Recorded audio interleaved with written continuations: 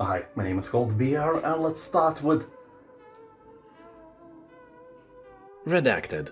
In this science fiction roguelite, you took a job in Black Iron, a state-of-the-art penitentiary located on Jupiter's icy moon Callisto. And it so happens that the prison is overrun with hordes of infected inmates. As a simple prison guard, your job is simple as well. Get to the last escape pod and get out, preferably alive. You will have to fight through zillions of unique enemies and environmental hazards as you carve your way out of the prison. But you aren't the only survivor looking for escape. Your rivals, a deranged custodian, a violent gangster, a lunch lady, and others can't wait to step over your corpse and save themselves. You know, as I've mentioned, there is only one escape pod. When you die here, you can use your hard-earned loot to purchase new permanent weapons, suits, and skills. So with every death, you will get stronger, experiment with your strategy, and again, try to reach that pod. People are saying that the game is very entertaining and fast-paced, and bosses fights are really challenging but rewarding. Also, it is very fun to play on Steam Deck. Plants vs. Zombies Garden Warfare 2 Deluxe Edition. This is a third-person shooter where you will be able to play not only as a plant, as usual, but as a zombie as well. Here you'll find around 100 different playable character variants. You will engage in up to 24 player online battles in different modes. And when I say that, I mean it. The game was released a few years ago, but there are around 1,000 players online on a good day. So the game is alive and kicking. Not like zombies in this game, they are for sure long dead. Although they can kick, probably. Maybe. Anyway, there are also 4-player co-op and even solo options available. You won't find any campaign here, however you can play solo against AI in any game mode if you want. Game has 12 maps and around 90% positive reviews. What's not to like? Batman Arkham City Game of the Year Edition. Overwhelmingly positive reviews is not something we can easily ignore, and the game will send you flying through the expansive Arkham City, 5 times larger than the game world in Batman Arkham Asylum. The game is home for all of Gotham City's thugs, gangsters, and insane criminal masterminds, including Catwoman, the Joker, the Riddler, Two-Face, Harley Quinn, your ex-girlfriend, the Penguin, Mr. Freeze, and many others. The game allows you to genuinely experience what it feels to be the Dark Knight, delivering justice on the streets of Gotham City. Well, in our world, Batman would be sitting behind the bars, because in most countries, even defending from criminals and using excessive force is forbidden. When the world became such a soft place, I didn't even notice. Have a Nice Death. This is an action roguelite platformer where you play as an overworked death. Your employees have run rampant, completely throwing off the balance of souls and your vacation plans. In order to restore order, you'll have to grab your trusty scythe and show your employees how it's done. You'll meet a diverse cast of memorable characters, sharpen your sight skills, and engage in fast-paced hack-and-slash combat, utilizing over 70 unique weapons and spells. Since death can't die, this is a perfect setting for the roguelike genre. You just start again, alive, if death is alive. Well, that makes me wonder. Anyway, a performance review after every run guarantees that you unlock interesting items and upgrades that will help you progress on your journey. Players are saying that the graphics are really nice, gameplay is really fun, but it can become quite repetitive rather quickly as well. The game has a very positive review score on Steam, and the average reviewer has recorded gameplay time between 5 and 50 hours. But while scrolling through the comments, I've seen guys with hundreds of hours, 4, 5, 600 hours of gameplay on record. Their virginity is really safe and going nowhere. Dead Space.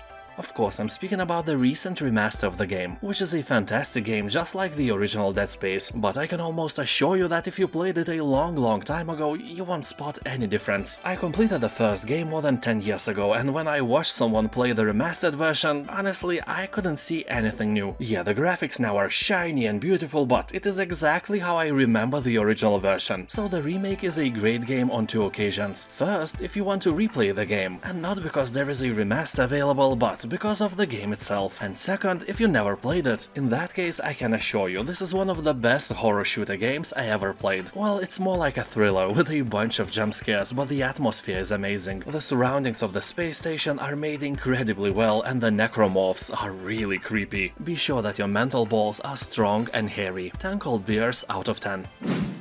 SpellForce, Conquest of Eo. The title itself is a spin-off from the famous RTS RPG SpellForce games, and this time it's a turn-based strategy RPG with 4X elements similar to Heroes of Might and Magic. You know, when you have a rich lore, you can start experimenting. What we will get next? SpellForce racing game? First-person shooter? You know, I would play these. Also yes, in Conquest of Eo you will have your town, or as they call it here, a tower, where you can research various skills and abilities and other goodies. You have a huge map to explore and turn-based battles with various monsters. The hero's formula is here and it's working very nicely. You will have to choose one out of 3 unique classes, or you can create your own custom mage and send armies on countless quests. Or, you know, conquests.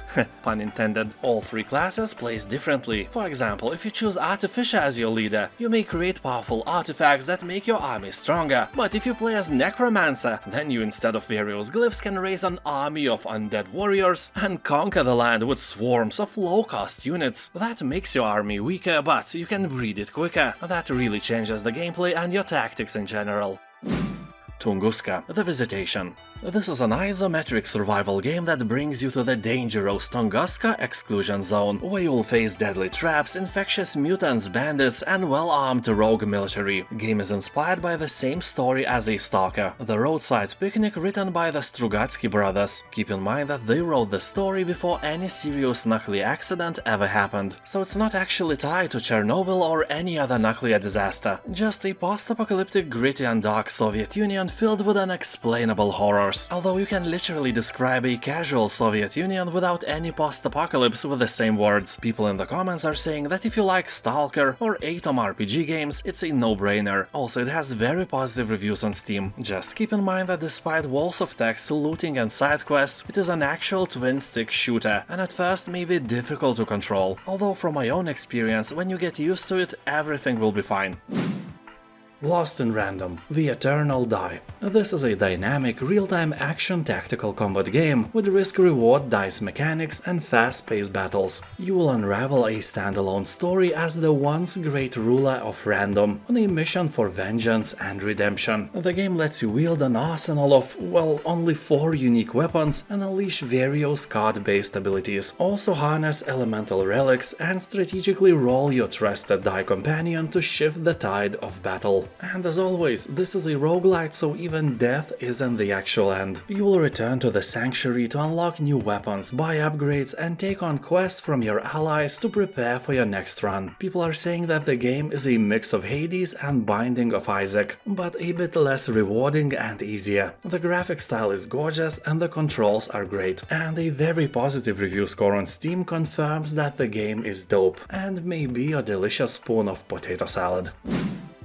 Kingdoms of Amalur: Re-Reckoning. The game was released in 2012, but almost 10 years later it was remastered and sold, you know the drill, as a new game with a price of a new game. Everyone was raging and giving the game bad reviews, but now it's not a problem anymore. On various sales you can get it with a 70% or even bigger discount. The game itself was designed by the Elder Scrolls Oblivion lead designer Ken Rolston and set in a world with a lore of 10,000 years of fiction created by New York Times bestselling author Robert Salvatore. So this is a huge open world game where you will uncover the secrets of Amalur, from the vibrant cities to the vast regions and grim dungeons. You will have to rescue a world torn apart by a vicious war and control the keys to immortality as the first warrior ever to be resurrected from the grips of death. I must say that even on a remastered version, the age of the game shows itself. It doesn't matter much, but just keep in mind that this is an old game with a new shiny armor.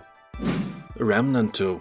This is the sequel to Remnant from the Ashes, best known as Dark Souls with guns. The game pits survivors of humanity against new deadly creatures and godlike bosses across beautiful but menacing worlds. Here you can travel alone or with friends as a team and explore strange new worlds and beyond, overrun by mythical creatures while trying to stay alive. There are multiple worlds to explore with different types of creatures, weapons and items. Game has branching quest lines, augments, crafting and loot rewards that will test the resolve of even the most hardened players in dynamically generated dungeons and areas. Most of the players are saying that the second part is better than the first one, meaning that developers learned from their past mistakes and made an actually awesome game. Mass Effect Legendary Edition. This is an awesome game. Well, 3 remastered games in one, remade with shiny new graphics and details. Although I must admit that the graphics of the first part are still morally old, so the more you play, the more beautiful the game gets. So don't expect miracles, these are all the games with not so fancy overhaul as Crysis franchise. First Mass Effect was released in 2007, so really long time ago. Anyway, if you like science fiction space operas, Mass Effect is one of the best there is. It has a great plot, many twisted turns of events, mysteries on every corner, giant robots, giant spaceships and giant space stations. Everything is giant here. It's also full of great characters as well, and it has about 90% of positive reviews on Steam. By buying Legendary Edition, you will get all 3 remastered Mass Effect games with all the DLCs and other stuff included and remade in one huge game. Star Wars Battlefront 2. Almost 90% of positive reviews, left by tens of thousands of players, is definitely proof that the game is done right. And I can confirm that. I played the game for several hours and I had a lot of fun. So this edition sold on Steam is called Celebration Edition, and along with the base game it includes all past and future updates and many other cosmetic things you don't really care to hear about if you never play the game. So here up to 40 players fight in massive battles, pilot huge array of vehicles, and can even participate in space combat. Also, one thing that is really uncommon for any game released by Electronic Arts is the ability to train offline. You can do that, and only with your new knowledge you can start, you know, dying in real-time multiplayer battles. Yeah, dude, don't expect to be thrown into combat with noobs like you. Everyone will have more experience than you do, but you have to collect your strength and show them who's the boss. Probably not you. Titanfall 2 Ultimate Edition. If you don't know what Titanfall is, you may think that this is only a multiplayer battle royale of some sort, but it is not. The game actually features a very nice, although really short single-player campaign, packed with action and inventive twists. Here you play as militia rifleman stranded behind enemy lines who encounters a veteran Titan. You must work together to uphold a mission you were never meant to carry out. And of course, in Titanfall 2 there is a multiplayer portion of the game with fast-paced, first-person action with Titans and deadly pilot abilities. This version of the game includes all the Deluxe and Jump Starter content, which includes new Titans, warpaint, weapons, tokens and even more, and this price is more than great. Zombie Army 4 Dead War. Hitler's hordes are back for more. Abominable occult enemies, epic weapons and a harrowing new campaign for 1 to 4 players await you in 1940s Europe, as you will have to fight to save humankind from undead Armageddon. The game offers huge new levels where you uncover a sinister plan that takes you across Italy and beyond. You will fight the forces of darkness in corpse-riddled canals, survive a zombie zoo, and journey to dark, inexplicable places no person has been before and live to tell the tale. The game is also armed with the old good X-ray kill camera. You can watch in slow motion as bullets, bombs and other stuff destroy bones and flesh in a see-through vision. I ain't gonna lie, that is really satisfying. And when zombies surround you, you can fight back in melee combat as well. The game has a very positive review score, and the only thing people are mainly complaining about is that this is a third-person only game. No first-person shooting action here, sadly. Mortal Kombat 11 Ultimate Edition. If you want to pull the backbone through the mouth of your adversary, you are looking at the right game. It will let you do this and many other gore-related things you love so much since you first tried this wonderful franchise many years ago. For example, I was like 8 years old when near my grandparents' house in Palanga someone started an arcade machine business, and one of those machines had Mortal Kombat 2 in it. I think I spent all my money on this arcade machine and got pretty good at the game. Could beat every other kid in the block without a sweat. Nobody wanted to play with me, and in that time no grown-up played games. You know, in 1994 or 95 everyone was thinking that all video games were made for kids. That was beyond stupid. Anyway, with this edition you will get 12 additional characters, from Robocop to Sindel, from Terminator to Rambo. Everyone is here and you can pull the backbone out of every single one of them. That is beautiful and fun at the same time. A Way Out. This is an exclusively co-op adventure where you play the role of one of 2 prisoners, making their daring escape from prison. You can do that by online co-op or by sitting near to your friend in split-screen mode, which is obviously the best choice. Each player controls one of the main characters to break out of prison and gain their freedom. The catch here is that the characters are not friends. They just happen to be in a bad place at the same time. There is no trust between them. Like there's no trust between you and your friend when you eat potato chips from a shared package. So escaping prison with a complete stranger isn't ideal circumstances, but as freedom gets closer and closer, you will have to learn to trust each other if you want to make it to the other side. You will sneak, fight, run, drive, and even go for a little fishing along the way. Also use teamwork to solve puzzles and overcome obstacles. And I should mention again that it is impossible to play it alone. There's no AI who can control the other character, so speak with your friend in advance before buying. Or, you know, use threats, lies, and deceit to trick them, so your friends would have no way out, only to play the game with you. Good news is, you don't have to buy 2 copies, one is enough. Here, obviously, you will become Batman. The game comes with the introduction of the Batmobile and enhancements to signature features, such as free-flow combat, stealth, forensics, and navigation. The main feature, the Batmobile, is brought to life with an original design featuring a distinct visual appearance and a full range of high-tech gadgetry. It is designed to be fully drivable throughout the game world and capable of transformation from high-speed pursuit mode to military-grade battle mode. Vehicle sits at the heart of the game's design and allows you to race the streets at high speeds and catch most dangerous villains. Batmobile also augments your abilities in every aspect, from navigation and forensics to combat and puzzle solving. People on Steam are saying that Arkham Knight looks better than most games today and is immensely fun. The reviews are around 90%, the game is great. Star Wars Jedi Fallen Order. This is one of my favorite games I have ever played. Yeah, I am a fan of Star Wars, and my whole childhood I dreamed of becoming a Sith, so I could teach people I don't like a lesson of.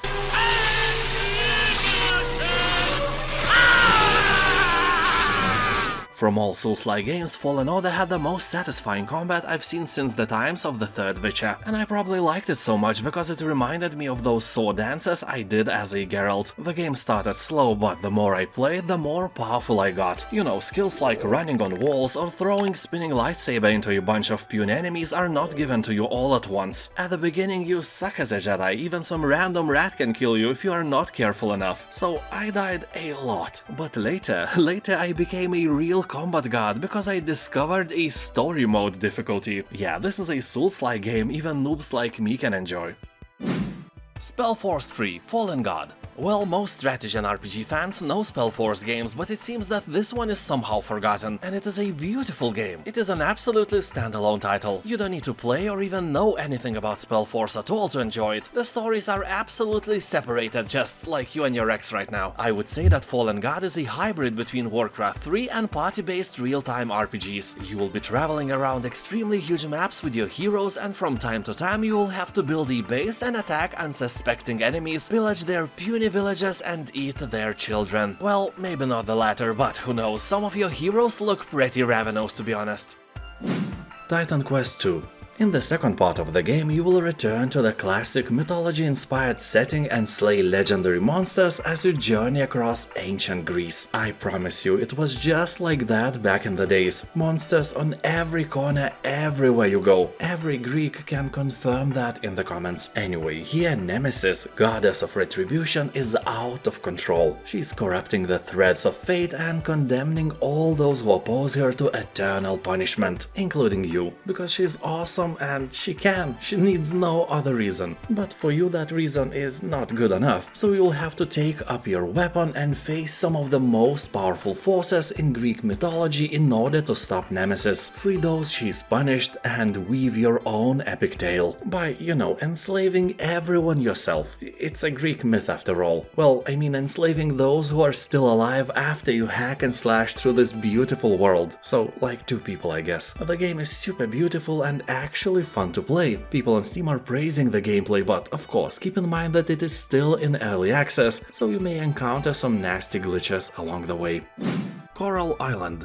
Here you will leave the big city life and business in Pokio Metropolis and start a new life on Coral Island. Sounds like a thing most of us would want in reality, until you realize that farms like that are smelly and filled with creepy crawlers everywhere you look. Nearby grocery store is 20 kilometers away and your toilet is clogged beyond repair until the Monday, because the plumber is drinking vodka and the only thing he can fix right now is his soberness. So let us enjoy games like that through the safety glass of our monitors, without all the smell and spiders. So here you'll create the idyllic farm of your dreams, where you will tend crops, nurture animals and build a bond with the natural world around you. You will revitalize the nearby town and its surrounding coral reefs, and forge relationships with a community of more than 70 fellow people who call Coral Island home. The game has very positive reviews on Steam and is probably one of the best things you can try if you like farming and life sim games.